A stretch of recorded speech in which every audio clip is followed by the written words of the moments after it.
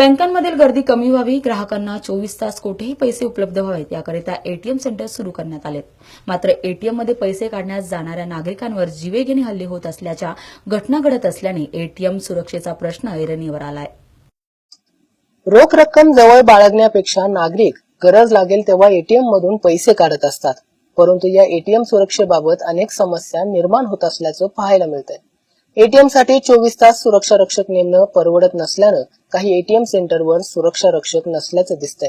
अनेक एटीएमचे दरवाजे तुटलेले असतात. काही ठिकाणी मशीनची दुरवस्था पाहायला मिळते. एटीएम मध्ये पैसे काढत असताना नागरिकांवर हल्ला होत असल्याच्या घटना वारंवार घडतायत. वर्दळीच्या पुणे शहरातही एटीएमची पाहणी केली असता कोणत्याच एटीएमवर सुरक्षा रक्षक नेमलेला दिसून आला नाही. त्यामुळे चोरांना त्याचा चांगलाच फायदा होताना दिसतोय. या सर्वात सामान्य नागरिकांची सुरक्षा मात्र धोक्यात आली आहे.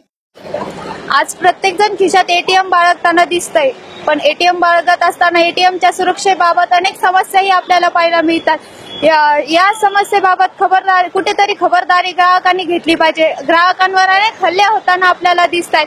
त्याचबरोबर बँकांनीही यांच्या सुरक्षतेबाबत कुठेतरी खबरदारी घेणे गरजेचे आहे. एटीएम बाळगताना कुठेतरी आपल्या आजूबाजूला कोणी संशयित व्यक्ती नाही ना याची खबरदारी घ्यावी.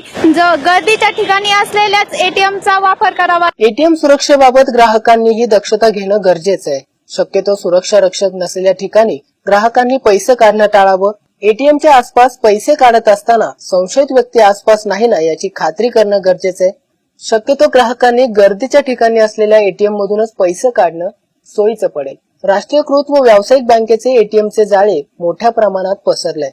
एटीएम मधून पैसे काढताना सुरक्षेविषयी नागरिकांनी काळजी घेतली तर संभावित धोके नक्कीच टळतील. कॅमेरामॅन अवधूत भोसलेसह विद्या खाडे, शार्प न्यूज, पुणे.